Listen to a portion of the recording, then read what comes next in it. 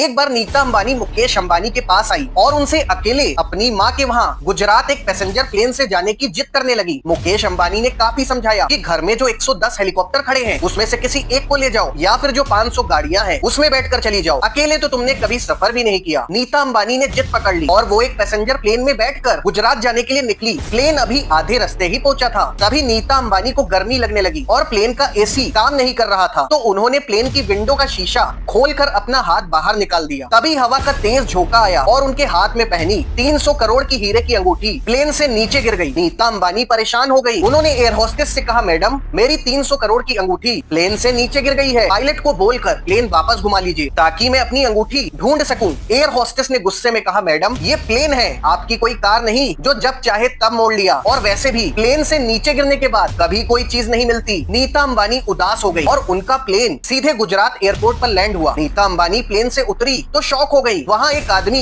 नीता अंबानी की वही अंगूठी लिए खड़ा था जो प्लेन से नीचे गिर गई थी। तभी उनके पास मुकेश अंबानी की कॉल आई और कहा, नीता तुम्हें कुछ भी बताने की जरूरत नहीं, मुझे सब पता है। दरअसल मेरे कुछ आदमी तुम्हारे प्लेन में ही थे और तुम्हारी अंगूठी नीचे गिरते ही उन्होंने भी प्लेन से नीचे कूदकर अंगूठी को कैच कर लिया था और मुझे अच्छे से पता था वो अंगूठी तुम्हारी माँ ने तुम्हें दी थी। उसे ढूंढने के लिए अगर मुझे जमीन